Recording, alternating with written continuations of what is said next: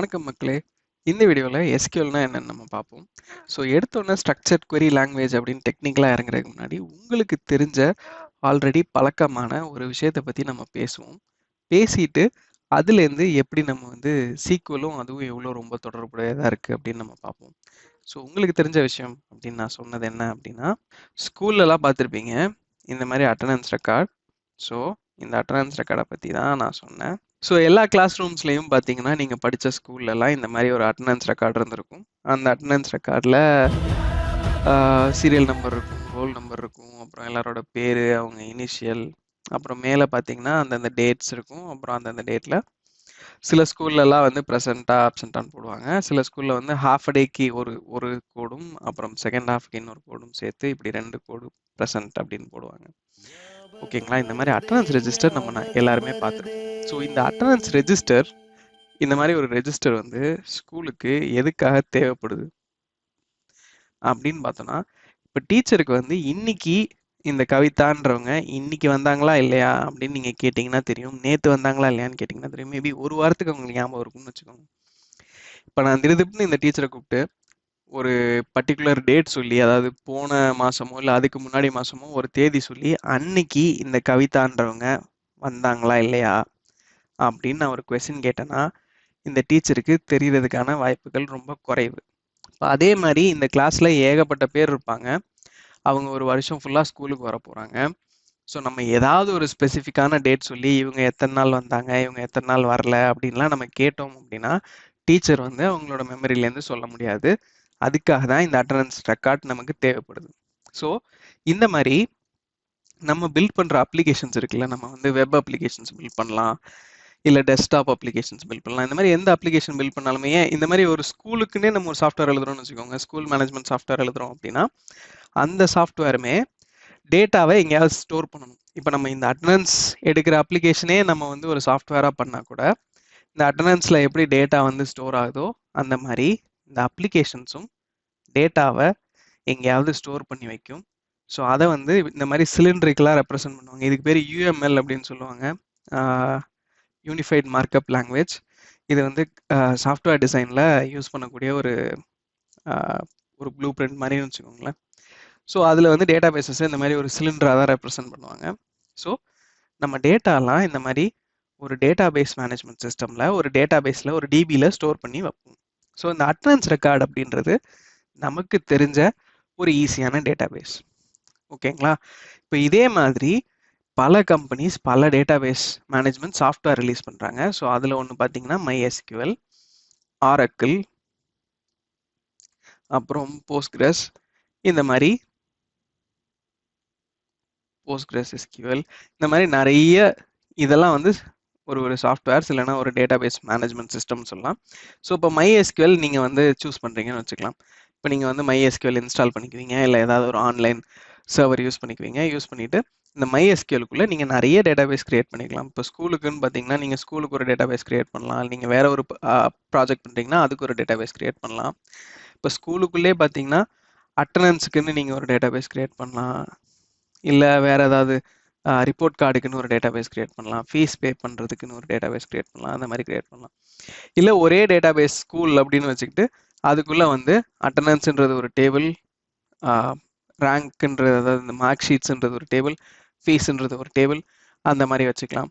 இந்த மாதிரி நம்ம பண்ணுறதெல்லாம் வந்து டேட்டா பேஸ் டிசைன் அப்படின்னு சொல்லுவாங்க. இந்த டேட்டா பேஸ் டிசைன் பண்ணுறதுக்கும் அதுக்கப்புறம் இந்த ஒவ்வொரு டேபிள் நம்ம சொல்லலாம் இல்லையா, இந்த டேபிள்குள்ளே இந்த டேபிள்ஸ் கிரியேட் பண்ணுறதுக்கும் அப்புறம் இந்த டேபிள்குள்ளே டேட்டாலாம் ஸ்டோர் பண்ணுறதுக்கும் இந்த டேபிளில் இருக்க டேட்டாவை ரீட் பண்ணுறதுக்கும் அதுக்கெல்லாம் யூஸ் பண்ணுற லாங்குவேஜ்க்கு பேர் தான் SQL அப்படின்னு நம்ம சொல்கிறோம். அதாவது ஸ்ட்ரக்சர்ட் query லாங்குவேஜ். இந்த லாங்குவேஜுக்கு ஒரு பர்டிகுலர் ஸ்ட்ரக்சர் இருக்கும். இது வந்து நமக்கு டேட்டா பேஸை query பண்ணுறதுக்கு யூஸ் ஆகுது. query பண்ண மட்டும் இல்லை, டேட்டா ஸ்டோர் பண்ணவும் யூஸ் ஆகுது. ஆனால் ஒரு டேட்டா பேஸில் நிறைய நடக்கிற ஆப்ரேஷன் அப்படின்னு பார்த்தீங்கன்னா querying தான். அப்புறம் இட்ஸ் அ லாங்குவேஜ், அதனால வந்து இது SQL அப்படின்னு சொல்கிறோம். ஸோ இந்த SQLக்குள்ள என்னென்ன ஆப்ரேஷன்ஸ் இருக்குன்றதையும் நம்ம இந்த அட்டண்டன்ஸ் எக்ஸாம்பிளை வச்சே பார்ப்போம். ரொம்ப ஈஸியாக இருக்கும். ஸோ இப்போ SQLல ஜென்ரலாக பார்த்தீங்க அப்படின்னா நிறைய ஸ்டேட்மெண்ட்ஸ் இருக்குது. செலக்ட், இன்சர்ட், அப்டேட், இந்த மாதிரி நிறைய ஸ்டேட்மெண்ட்ஸ் இருக்குது. அதை வந்து எஸ்கியூஎல்ல கேட்டகரைஸ் பண்ணுறாங்க. எப்படி கேட்டகரைஸ் பண்ணுறாங்க அப்படின்னு கேட்டிங்கன்னா, ஃபஸ்ட்டு வந்து டிடிஎல் அப்படின்னு சொல்கிறாங்க. அதாவது டேட்டா டெஃபினிஷன் லாங்குவேஜ் அப்படின்னு சொல்கிறாங்க. இந்த டிடிஎல்ல என்னென்ன டைப் ஆஃப் கமாண்ட்ஸ் இந்த டிடிஎல் கீழே வருது அப்படின்னு பார்த்தீங்கன்னா, கிரியேட், அப்புறம் ஆல்டர், அப்புறம் ட்ராப், அப்புறம் இங்கே இடம் பத்தல, சரி இங்கே எழுதும், ட்ரங்கேட். இந்த ஆப்ரேஷன்ஸ் எல்லாம் டிடிஎல் கீழே வருது. அது என்ன கிரியேட், ஆல்டர், ட்ராப், ட்ரங்கேட் அப்படின்னு கேட்குறீங்க அப்படின்னா, இப்போ நம்ம புதுசாக ஒரு இயர், ஸ்கூல் இயர் ஆரம்பிக்குது. இப்போ புதுசாக ஒரு கிளாஸுக்கு ஒரு அட்டண்டன்ஸ் கிரியேட் பண்ணுறாங்க, அதாவது ஒரு அட்டண்டன்ஸ் நோட் போடுறாங்க. ஸோ அதுதான் வந்து கிரியேட். புதுசாக நம்ம வந்து ஒரு டேபிள் கிரியேட் பண்ணுறது அப்படின்னு வச்சுக்கலாம். ஸோ அதுதான் கிரியேட். இப்போது அந்த மாதிரி ஒரு புதுசாக ஒரு அட்டண்டன்ஸ் ரெக்கார்ட் போட்டாச்சு, எல்லாமே பண்ணியாச்சு. அட்டண்டன்ஸோட ஃபஸ்ட்டு ஷீட்டில் பார்த்தீங்க அப்படின்னா கிளாஸ் டீச்சரோட நேம் இது அப்படின்னு வச்சாச்சு. அப்புறம் கிளாஸ் வந்து இந்த மாதிரி 10th ஸ்டாண்டர்ட் சி செக்ஷன் அந்த மாதிரி வச்சாச்சு. இப்போ என்ன ப்ராப்ளம்னா, நீங்கள் அட்டண்டன்ஸ் போட்ட கொஞ்ச நாளில் இல்லை அட்டண்டன்ஸ் போட்டு ஒரு 2-3 நாள்லேயே இந்த 10th நீங்கள் கிளாஸ் டீச்சராக போட்ட இந்த டீச்சர் வந்து ஸ்கூலை விட்டு போயிட்டாங்க. அப்படின்னா இப்போ நீங்கள் கிரியேட் பண்ண இந்த டேபிளில், அதாவது இந்த அட்டண்டன்ஸ் நோட் புக்கில் நீங்கள் இந்த டீச்சரோட நேமை மாற்றணும். ஸோ அந்த மாதிரி நீங்கள் கிரியேட் பண்ண இந்த டேபிளில் எதையாவது மாற்றணும் அப்படின்னா அதுக்கு வந்து இந்த ஆல்டர் கமாண்ட் யூஸ் ஆகுது. சரி, ஓகே, இந்த ஸ்கூல் இயரே முடிஞ்சு போச்சு, இந்த அட்டண்டன்ஸ் தேவையில்லை, இந்த அட்டண்டன்ஸ் மொத்தமாக தூக்கி போட்டுடலாம் அப்படின்னா, மேபி உங்கள் ஸ்கூலில் வந்து ஒரு வருஷத்துக்கோ 2 வருஷத்துக்கோ பழைய அட்டண்டன்ஸ்லாம் வச்சுருக்காங்கன்னு வச்சுக்கோங்க. மேபி 10 வருஷம் பழைய அட்டண்டன்ஸ் நோட் புக் ஒன்று கிடைக்குது, அது இனிமேல் தேவையில்லை, அதை தூக்கி போடணும், அதை டிஸ்போஸ் பண்ணணும் அப்படின்னு நினச்சாங்கன்னா அதுதான் ட்ராப். அதாவது டேட்டா பேஸில் இந்த மாதிரி டேபிள்ஸ்லாம் இருக்குது, ரொம்ப பழைய டேபிள், இல்லை அதில் இருக்க டேட்டா நமக்கு தேவையில்லை, அந்த டேபிளே நம்ம தூக்கி போடணும். அதாவது இந்த அட்டண்டன்ஸில் ஒரு பேஜை கிளிக்கிறது, 2 பேஜை கிளிக்கிறது அப்படி இல்லை, அந்த மொத்த அட்டண்டன்ஸே எனக்கு தேவையில்லை அப்படின்னு தூக்கி போடணும் அப்படின்னா அதுதான் ட்ராப்பு. இதே ட்ரங்கேட் அப்படின்னு பார்த்தீங்கன்னா, இப்போ வந்து சப்போஸ் உங்கள் அட்டண்டன்ஸ் ரெக்கார்டில் நிறைய பேஜஸ் இருக்குன்னு வச்சுக்கலாம். இப்போ வந்து உங்கள் அட்டண்டன்ஸ் ரெக்கார்டில் ஒரு 100 பேஜ் இருக்கு, அதில் நீங்கள் வந்து ஒரு 20 பேஜ் தான் எழுதியிருக்கீங்க அந்த இயர் ஃபுல்லாகவே. ஸோ அந்த இயர் முடிஞ்சிருச்சு, இப்போ அடுத்த இயர் ஸ்டார்ட் ஆகுது. நம்ம ஸ்கூல் நோட்லலாம் பண்ணுவோம்ல, அதாவது ஃபஸ்ட்டு கொஞ்சம் பேஜ் தான் நம்ம எழுதியிருந்தோம்னா அந்த எழுதியிருக்க பேஜெல்லாம் கிழிச்சு போட்டுட்டு எழுதாமல் இருக்க காலி பேஜ் மிச்ச பேஜெல்லாம் வச்சுக்கிட்டு அடுத்த வருஷம் ரஃப் நோட்டாக யூஸ் பண்ணுவோங்க. ஸோ அந்த மாதிரி ஒரு டேட்டா பேஸில் ஒரு டேபிள் இருக்குன்னு வச்சுக்கோங்களேன், அந்த டேபிளோட ஸ்ட்ரக்சரெல்லாம் வச்சுக்கிட்டு உள்ளே இருக்க டேட்டா மட்டும் எனக்கு வேண்டாம் அப்படின்னு டெலீட் பண்ணுறது தான் வந்து ட்ரங்கேட் அப்படின்னு சொல்லுவாங்க. ஸோ அது என்ன பண்ணும்னா, இந்த டேபிளோட ஸ்ட்ரக்சர்லாம் அப்படியே தான் இருக்கும், உள்ளே இருக்க டேட்டா மட்டும் டெலீட் பண்ணிடும். ஸோ இதுதான் ட்ரங்கேட். இந்த மாதிரி இந்த 4 ஆப்ரேஷன்ஸ் பண்ணுறது இருக்குல்ல, இந்த ஆப்ரேஷன்ஸ் பண்ணுறதெல்லாம் பார்த்தீங்கன்னா இண்டிவிஜுவல் டேட்டாவை அஃபெக்ட் பண்ணுறதை விட அந்த டேட்டா ஆஸ் அ ஹோல் அதை தான் அஃபெக்ட் பண்ணும். அதாவது ஒரு புது அட்டண்டன்ஸ் நோட்டே கிரியேட் பண்ணுறீங்க, இல்லை அந்த அட்டண்டன்ஸோட ஏதாவது டீட்டெயிலை மாற்றுறீங்க, இல்லை அந்த மொத்த அட்டண்டன்ஸ் நோட்டே தூக்கி எறிஞ்சிடுறீங்க, இல்லைன்னா அந்த அட்டண்டன்ஸ் நோட்டில் நீங்கள் எழுதியிருந்த பேஜெல்லாம் கிழிச்சு போட்டுறீங்க. இந்த மாதிரியான விஷயங்கள் தான் டிடிஎல் அப்படின்னு சொல்கிறோம். ரைட்டுங்களா? இப்போ அடுத்து நம்ம பார்த்தோம் அப்படின்னா டேட்டா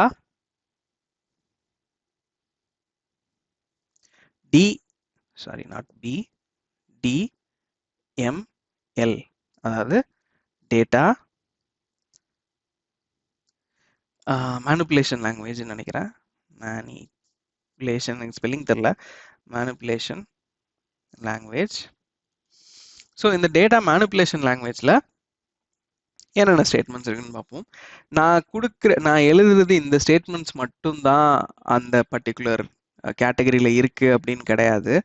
நிறைய ஸ்டேட்மெண்ட்ஸ் இருக்கலாம், டேட்டாபேஸ் ஸ்பெசிஃபிக்கான ஸ்டேட்மெண்ட்ஸ் இருக்கலாம். நான் சொல்கிறதெல்லாம் ஒரு பாப்புலரான ஸ்டேட்மெண்ட்ஸ் பற்றி தான் சொல்கிறேன். அது மட்டும் இல்லாமல் ஃப்ரீக்வெண்ட்லி யூஸ்டு பற்றி சொல்கிறேன். ஸோ இப்போ டிஎம்எல் அப்படின்னு பார்த்தோன்னா இதில் வந்து இன்சர்ட், அப்டேட், டெலீட் இதெல்லாம் வந்து டிஎம்எல்ல இருக்கு. ஸோ டேட்டா மேனிப்புலேஷன் அப்படின்னு சொல்கிறோம் இல்லையா, ஸோ போன இது நம்ம பார்த்தது பார்த்தீங்கன்னா data as a whole affect பண்ணும், அதாவது அந்த மொத்த அட்டண்டன்ஸ் ரெக்கார்டே அஃபெக்ட் பண்ணும். இதில் பார்த்தீங்கன்னா ஒவ்வொரு சின்ன சின்ன டேட்டா ஸ்லைசஸை நம்ம வந்து மேனிப்புலேட் பண்ணுற மாதிரின்னு வச்சுக்கோங்க. இப்போ இன்சர்ட் எடுத்துக்கிறோம் அப்படின்னா டெய்லி காலையில் டீச்சர் வருவாங்க, வந்துட்டு ஒவ்வொரு பேராக கூப்பிடுவாங்க, கூப்பிட்டு ப்ரெசண்டா ஆப்சண்டா அப்படின்னு மார்க் பண்ணுவாங்கல்ல. ஸோ இது பார்த்தீங்கன்னா இதுதான் வந்து இன்சர்ட். அதாவது நம்ம ஒரு டேபிள் வச்சுருக்கோம், அந்த டேபிளுக்குள்ளே நமக்கு தேவைப்படுற டேட்டாவை என்ட்ரு பண்ணுறோம்ல, அதுதான் வந்து இன்சர்ட் அப்படின்னு சொல்கிறோம். ஸோ இந்த இன்சர்ட் ஆப்ரேஷன் மூலமாக தான் நம்ம டேட்டா பேஸுக்குள்ளே நம்ம டேட்டாவே ஸ்டோர் பண்ணுறோம். ஓகேங்களா? இப்போது ஸ்கூல்லலாம் நீங்கள் சில விஷயம் நோட் பண்ணியிருப்பீங்க. இப்போ சிலர்லாம் இருப்பாங்க, நானே பார்த்தீங்கன்னா ஸ்கூலில் வந்து அடிக்கடி லேட்டாக தான் வருவேன். ஸோ அதனால அட்டண்டன்ஸ்லாம் முக்கால்வாசி ஃபஸ்ட் பீரியடில் எடுக்கும் போது என்ன பண்ணுவாங்க அப்படின்னு பார்த்தீங்கன்னா, இந்த பேர்லாம் கூப்பிட்றாங்கல்ல, அப்போ வந்து வந்தவனுக்குலாம் இப்படி ப்ரெசன்ட் போட்டுருவாங்க, வராதவனுக்கு கொஞ்சம் புத்திசாலி டீச்சராக இருந்தால் இப்படி ஒரு டாட் தான் வைப்பாங்க, ஆப்சண்ட் ஏன்னு போட மாட்டாங்க. ஏன்னா என்ன மாதிரி பிரகஸ்பதிலாம் லேட்டாக வந்து நிற்கும். லேட்டாக வந்து நின்றுச்சுன்னா அவங்க லேட்டாக வந்ததுக்கப்புறம் இதை ப்ரெசன்ட்னு மாற்றிக்கலாம், இல்லை பீரியட் முடிஞ்சும் வரல அப்படின்னா அதை ஆப்சண்ட்னு மாற்றிக்கலாம்.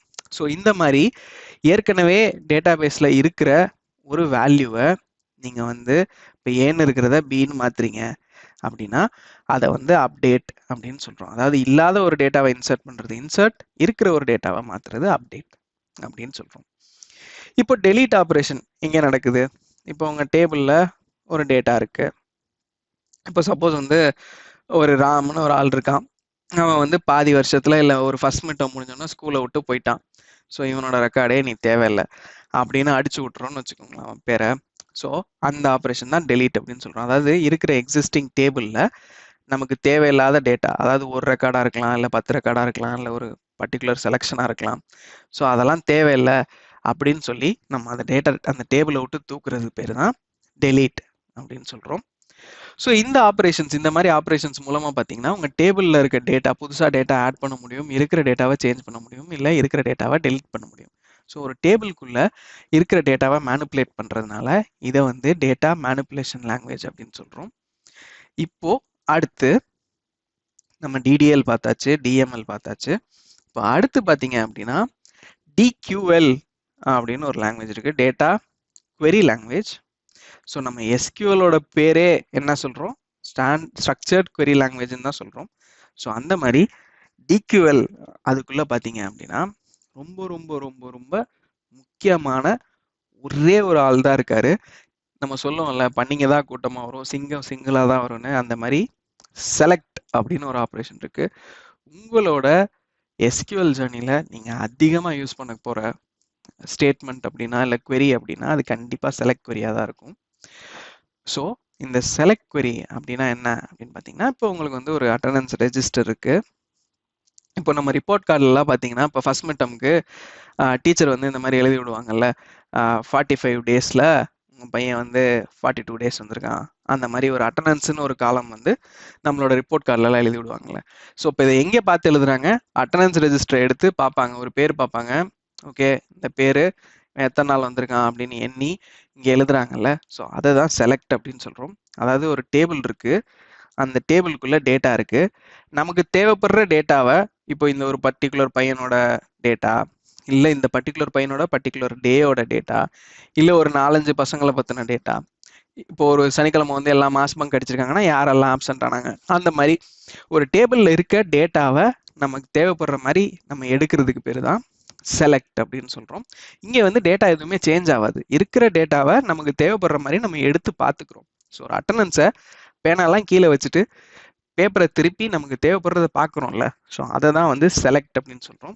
அதனால தான் இங்கே எந்த மேனிப்புலேஷனும் நடக்காதனால இதை வந்து டேட்டா மேனிப்புலேஷன் அப்படின்ற கேட்டகரியில் வைக்காம இதை தனியாக டேட்டா query அப்படின்ற ஒரு கேட்டகரியில் வச்சுருக்காங்க.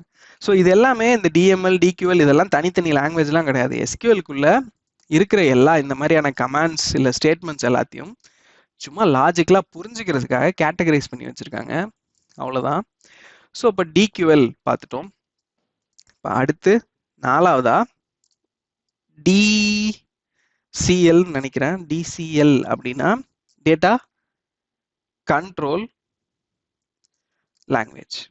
அது என்னப்பா டேட்டா கண்ட்ரோல் லாங்குவேஜ்? ஸோ இதில் பார்த்தீங்க அப்படின்னா 2 ஸ்டேட்மெண்ட் இருக்கு. ஒன்றுக்கு பேர் கிராண்ட், இன்னொன்று பேர் ரிவோக். இப்போ இந்த அட்டண்டன்ஸ் இருக்குல்ல, இதை வந்து ஜென்ரலாக பார்த்தீங்கன்னா கிளாஸ் டீச்சர் தான் எடுப்பாங்க. சில நாள் வந்து கிளாஸ் டீச்சர் வர லேட் ஆகுது அப்படின்னா மேபி அவங்க வேற ஒரு டீச்சரை எடுக்க சொல்லலாம். மேபி பக்கத்து கிளாஸ் டீச்சரை, டீச்சர் பி, டீச்சர் ஏ வர லேட் ஆகுது. ஸோ ஏ தான் நம்ம கிளாஸ் டீச்சர். அவங்க வந்து என்ன சொல்லலாம் அப்படின்னா, ஒன்று டீச்சர் பியை இன்னைக்கு அட்டண்டன்ஸ் எடுத்துருங்க அப்படின்னு சொல்லலாம். இல்லைன்னா இந்த கிளாஸ் லீடர் அப்படின்னு ஒரு சொம்பு தூக்கி இருப்பான்ல, அவனை இன்னைக்கு அட்டண்டன்ஸ் எடுத்துருங்க அப்படின்னு சொல்லலாம். சாரி, சொம்பு தூக்கின்னு யாரும் கோவப்படாதீங்க, நானும் சில சமயம்லாம் கிளாஸ் லீடராக இருந்திருக்கேன், இருந்தாலும் ஓகேங்களா. ஸோ இந்த மாதிரி வந்து இந்த டீச்சர் ஏ அப்படின்றவங்க அவங்களோட பொறுப்பை வேற யாருக்கோ கொடுக்குறாங்கல்ல, அவங்களோட பொறுப்பை இல்லை அவங்களோட அதிகாரத்தை இன்னொருத்தவங்களுக்கு கொடுக்குறாங்கல்ல. இப்போ யார் வேணாலும் அட்டண்டன்ஸ் ரெஜிஸ்டர் எடுத்து அட்டண்டன்ஸ் போட முடியாது. இப்போ நான் வந்து என் பேருக்கு நேராக நானே போய் ப்ரெசென்ட் அப்படின்னு போட்டுக்க முடியாது. ஸோ கிளாஸ் டீச்சர் தான் அட்டண்டன்ஸ் போடணும். அவங்க போட வேண்டிய பொறுப்பை மற்றவங்களுக்கு கொடுக்குறாங்கல்ல, ஸோ அதை தான் கிராண்ட்னு சொல்கிறோம். ஸோ டேட்டா பேஸ்லேயும் பார்த்தீங்க அப்படின்னா, இப்போ ஒரு டேபிள் இருக்குன்னா அந்த டேபிளுக்குன்னு ஒரு ஓனர் இருப்பாங்க. அந்த ஓனர் மட்டும்தான், ஆத்தரைஸ்ட் யூசர் மட்டும்தான் அந்த டேபிளில் வந்து சேஞ்சஸ்லாம் பண்ண முடியும், டேட்டாலாம் இன்சர்ட் பண்ண முடியும். ஸோ சப்போஸ் வந்து அந்த ஓனர் வந்து இன்னும் சில பேருக்கு அந்த அதிகாரத்தை கொடுக்குறாங்க, நீங்களும் இந்த டேபிளில் டேட்டாலாம் இன்சர்ட் பண்ணிக்கலாம், அப்டேட் பண்ணிக்கலாம், அந்த மாதிரி அதிகாரத்தை கொடுக்குறாங்க அப்படின்னா அதை கொடுக்கறதுக்கு இந்த மாதிரி கிராண்ட் அப்படின்ற ஸ்டேட்மெண்ட் யூஸ் பண்ணி தான் கொடுப்பாங்க. அதாவது டீச்சர் ஏ ஆகிய நான் டீச்சர் பி ஆகிய உங்களுக்கு இன்னைக்கே அட்டண்டன்ஸ் எடுக்கிற அதிகாரம் கொடுக்குறேன் அப்படின்னு கொடுக்கறது தான் கிராண்ட். இப்போ அது மாதிரி நம்ம வந்து ரிவோக் அப்படின்னு சொன்னோம்ல. ஸோ இப்போ ரிவோக் அப்படின்னா இந்த அதிகாரத்தை பறிக்கிறது. ஸோ அடுத்த நாள் டீச்சர் சீக்கிரமாக ஸ்கூலுக்கு வந்துட்டாங்க, இன்னையிலேருந்து வந்து கிளாஸ் லீடர் அட்டண்டன்ஸ் எடுக்க தேவையில்லை அப்படின்னு சொல்கிறாங்கல்ல. ஸோ அதுதான் வந்து ரிவோக். ஸோ இப்போ நம்ம ஒரு டேபிளில் சிலர்லாம் ரீட் பண்ணலாம், ரைட் பண்ணலான்னு கொடுத்துருக்கோம். அப்புறம் ஒரு நாள் வந்துட்டு இல்லை இனிமேல் நீங்கள் பண்ண வேண்டாம் அப்படின்னு அந்த கொடுத்த அதிகாரத்தை பறிக்கிறதுக்கு பேர் ரிவோக். ஸோ இதை வந்து டேட்டா கண்ட்ரோல் லாங்குவேஜ் அப்படின்னு சொல்கிறாங்க. ஏன்னா இதுதான் வந்து ஒரு டேபிளில் இருக்க டேட்டாவை யார் யாரெல்லாம் பார்க்கலாம் பார்க்கக்கூடாது அப்படின்னு கண்ட்ரோல் பண்ணுது. அதனால இதை டேட்டா கண்ட்ரோல் லாங்குவேஜ் அப்படின்னு சொல்கிறாங்க. இப்போ அடுத்து பார்த்தீங்க அப்படின்னா, ஸோ அவ்வளோதாங்க, ஃபைனல் செக்ஷனுக்கு வந்துட்டோம். ஸோ ஃபைனல் செக்ஷன் பேர் டிசிஎல், அதாவது டிரான்சாக்ஷன் கண்ட்ரோல் லாங்குவேஜ். அதாவது என்ன டிரான்சாக்ஷன் அப்படின்னு பார்த்தீங்கன்னா, இப்போ அட்டண்டன்ஸ் அப்படின்றது ஒரு டெய்லி டிரான்சாக்ஷன் அப்படின்னு வச்சுக்கலாமே. இப்போ அட்டண்டன்ஸ்ன்றது காலையில் எடுப்பாங்க, சில ஸ்கூலில் ஒரே தடவையில் காலையிலே எடுத்துட்டு எல்லாருக்கும் ப்ரெசண்ட்டுன்னு போட்டுருவாங்க. சில ஸ்கூலில் காலையில் மத்தியானம் 2 வேளையும் எடுப்பாங்க. ஸோ அப்போ காலையில் வந்து எல்லாருக்கும் ப்ரெசன்ட் போடுவாங்க, மத்தியானம் திருப்பி இன்னொரு கோடு போடுவாங்க, இப்படி வச்சுக்கோங்க. ஸோ இதுதான் ஒரு ஸ்கூலில் அட்டண்டன்ஸில் நடக்கிற ஒரு விஷயம். ஸோ இப்போ இதில் என்ன ஆகும் அப்படின்னா, இப்போ சப்போஸ் வந்து ஒரு பையன் வரல, ஃபஸ்ட்டு ஒரு பீரியடுக்கு வரல, இல்லை ஒரு 1.5 பீரியடுக்கு வரலன்னு வச்சுக்கோங்க. அவனுக்கு வந்து இப்போ கொஞ்சம் லேட்டாக வந்திருந்தா மேபி அவனுக்கு இந்த மாதிரி டாட் வச்சுட்டு அதுக்கப்புறம் வந்துட்டு அதை வந்து ஆப்சண்ட்டாக மாற்றிருப்பாங்க, இல்லை ப்ரெசண்ட்டாக மாற்றிருப்பாங்க இல்லையா. ஸோ இப்போ அவன் வரல, இல்லை அவன் வந்து ஒரு 4-5 நாளாக வரல, இல்லை கொஞ்சம் லேட்டாக வரான், இந்த மாதிரி ஏதோ ஒரு சிச்சுவேஷன் நடக்குது. அப்போது எப்போ வரைக்கும் அவனுக்கு வந்து நம்ம ஆப்சன்ட் போடுறது, இல்லை எப்போ வரைக்கும் அவனுக்கு வந்து நம்ம ப்ரெசன்ட் போடாமல் இருக்கிறது, எங்கேயா ஒரு டைம் ஃப்ரேம் வேணும்ல. இப்போ காலையில் ஃபஸ்ட் பீரியடுக்குள்ளே நீ வந்தாதான் உனக்கு ப்ரெசன்ட் போடுவேன், இல்லை காலையில் ஒரு 2 பீரியட் மிஸ் பண்ணாலும் பரவாயில்ல நான் ப்ரெசன்ட் போடுவேன், அந்த மாதிரி ஒரு நமக்கு ஒரு டைம் வேணும்ல. ஸோ அதை டிஃபைன் பண்ணுறதுக்கு தான் சேவ் பாயிண்ட் அப்படின்னு ஒன்று இருக்குது, அந்த மாதிரி கமிட் அப்படின்னு ஒன்று இருக்குது, அந்த மாதிரி ரோல் பேக் அப்படின்னு ஒன்று இருக்கு. ஸோ இப்போ அட்டண்டன்ஸ் அப்படின்னு வச்சுக்கிறோன்னு வச்சுக்கோங்களேன். இப்போ அட்டண்டன்ஸில் இப்போ சப்போஸ் வந்து டெய்லி வந்து இந்த மாதிரி அட்டண்டன்ஸ் போட்டுகிட்டே வராங்க. ஸோ காலையில் ஃபஸ்ட்டு பீரியடோட எண்டில் இந்த மாதிரி ஃபஸ்ட்டு ஹாஃப் ஆஃப் த டேக்கு அட்டண்டன்ஸ் விழுந்திருக்கும். ஸோ அதை வந்து ஒரு சேவ் பாயிண்ட் அப்படின்னு சொல்லலாம். அதே மாதிரி மத்தியானம் ஃபர்ஸ்ட் பீரியட், அதாவது 5வது பீரியடோட எண்டில் இந்த மாதிரி அந்த ஃபுல் டேக்கான செகண்ட் ஹாஃப்கான அட்டண்டன்ஸும் விழுந்திருக்கும். ஸோ அதை வந்து இன்னொரு சேவ் பாயிண்ட் அப்படின்னு சொல்லலாம்.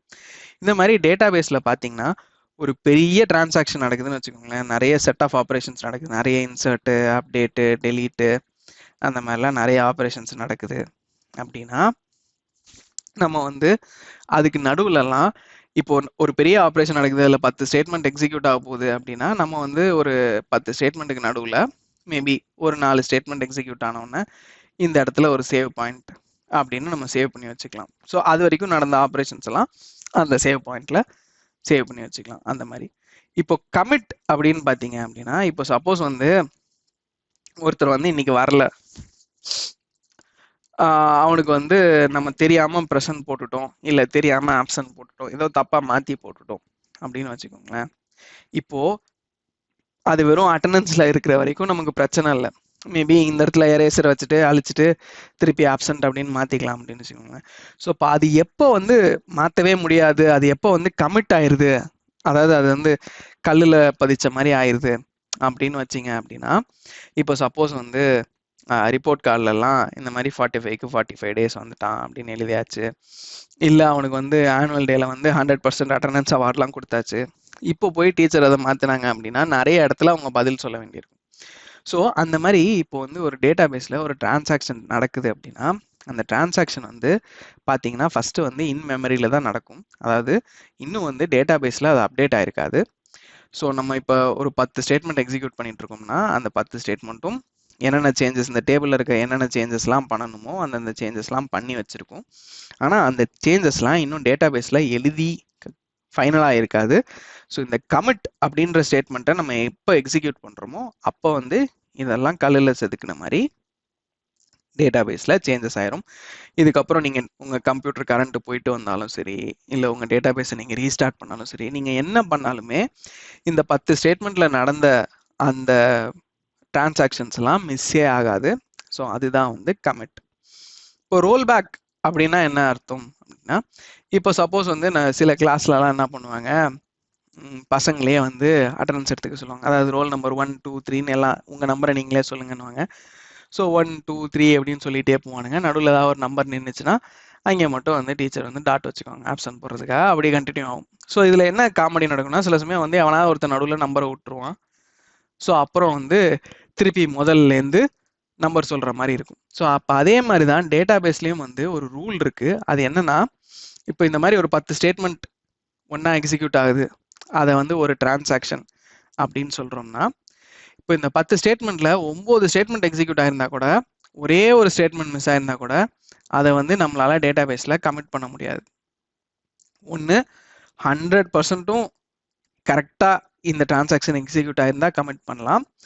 அப்படி ஏதாவது ஒன்றோ ரெண்டோ ஏதோ ஒரு ஃபெயிலியர் ஆச்சுன்னா நம்ம பண்ண சேஞ்சஸ் எல்லாத்தையும் ரோல் பேக் பண்ணணும். அதாவது இந்த 10 ஸ்டேட்மெண்ட்டில் இப்போ ஃபஸ்ட் ஸ்டேட்மெண்ட்டில் நான் ஏதோ இன்சர்ட் பண்ணியிருக்கேன், செகண்ட் ஸ்டேட்மெண்ட்டில் நான் அப்டேட் பண்ணியிருக்கேன், தேர்ட் ஸ்டேட்மெண்ட்டில் டெலீட் பண்ணியிருக்கேன் அப்படின்னா, இப்போ ரோல் பேக் நடக்கும்போது என்ன ஆகும்னா, இந்த ஸ்டேட்மெண்ட்லாம் எக்ஸிக்யூட் ஆகிறதுக்கு முன்னாடி இந்த டேட்டா பேஸ் எப்படி இருந்துச்சோ அந்த ஸ்டேட்டஸ்க்கு போயிடும். ஸோ அதுதான் வந்து ரோல் பேக். ஸோ இந்த டிரான்சாக்ஷன் கண்ட்ரோல் லாங்குவேஜ் வந்து நம்ம அட்டண்டன்ஸ் வச்சு புரிஞ்சுக்கிறது கொஞ்சம் கஷ்டமாக தான் இருக்கும், நான் இல்லைன்னு சொல்லலை. இப்போ அதனால நம்ம என்ன பண்ணலாம்னா, ஒரு ஏடிஎம் எக்ஸாம்பிள் வச்சு புரிஞ்சுக்குவோம்.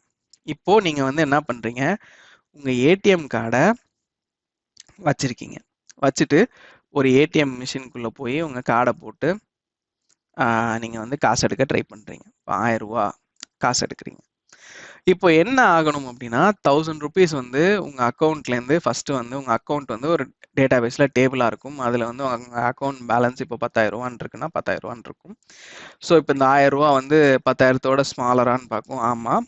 ஸோ இந்த 1000 ரூபா இங்கே டெபிட் ஆகி 9,000னு உங்கள் பேலன்ஸ் மாறிட்டு, இப்போ அட்டண்டன்ஸில் வந்து சாரி நாட் அட்டண்டன்ஸ், உங்கள் ஏடிஎம்ல வந்துட்டு இந்த 1000 ரூபா எண்ணி 2 500 ரூபா நோட்டா எண்ணி உங்களுக்கு டிஸ்பர்ஸ் ஆகும்.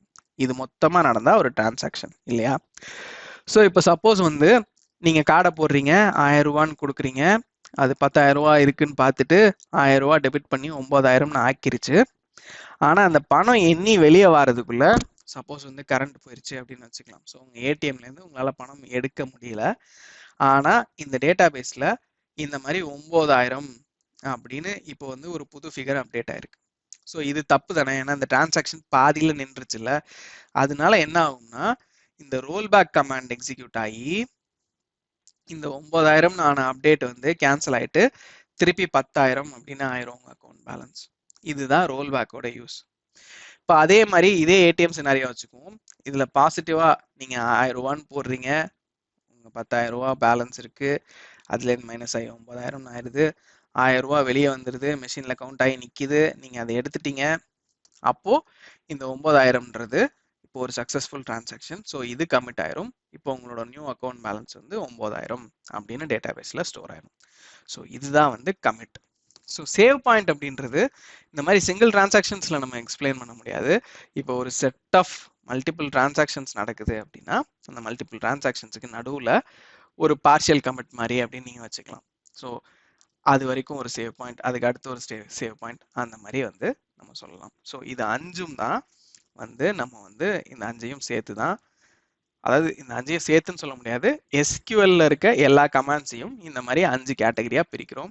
டிடிஎல், டிஎம்எல், டிக்யூஎல், டிசிஎல், டிசிஎல்னு. ஸோ இதுல நான் உங்களுக்கு டெக்னிக்கலா எதுவுமே சொல்லலை, எஸ்கியூஎல்குள்ள இறங்கவும் இல்லை. உங்களுக்கு ஏற்கனவே தெரிஞ்ச ஸ்கூலோட அட்டண்டன்ஸ் ரெக்கார்டுன்றதே ஒரு டேட்டா பேஸ் தான். அதில் இருக்கிறதெல்லாம் உங்களை பற்றின டேட்டா தான். அதில் எப்படி வந்து டேட்டாவை ஸ்டோர் பண்ணுறாங்க, ரிட்ரீவ் பண்ணுறாங்க, டெலீட் பண்ணுறாங்க, அப்டேட் பண்ணுறாங்கன்றதை பற்றி மட்டும்தான் நம்ம பேசியிருக்கோம். ஸோ இதுதான் வந்து எஸ்கியூஎல் பண்ணுது. ஸோ இதை தான் வந்து சாஃப்ட்வேரில் எஸ்கியூஎல் வந்து நம்மளை பற்றி டேட்டாஸை ஸ்டோர் பண்ணுது, நமக்கு எடுத்து கொடுக்குது, நம்ம அப்டேட் பண்ண சொன்னால் அப்டேட் பண்ணுது. இவ்வளோதான் எஸ்கியூஎல். ஸோ இதை பற்றி நம்ம டெக்னிக்கலாக நிறைய வீடியோஸ் பார்ப்போம், நம்ம ப்ராக்டிக்கலாக ஹேண்ட்ஸான கோட் பண்ணுவோம். ஸோ அதுக்கு முன்னாடி இந்த தியரியெல்லாம் உங்களுக்கு செட் ஆகணுன்றதுக்காக தான் இப்படி சொன்னேன். உங்களுக்கு அடுத்து வேறு என்ன ஸ்பெசிஃபிக்காக எஸ்கியூஎல்ல வீடியோ பண்ணணும் அப்படின்னு நினைக்கிறீங்களோ அதை வந்து கமெண்ட் செக்ஷனில் சொல்லுங்கள், நம்ம அதுக்கு தகுந்த மாதிரியும் வீடியோஸ் போடுவோம். தேங்க்யூ, பாய்.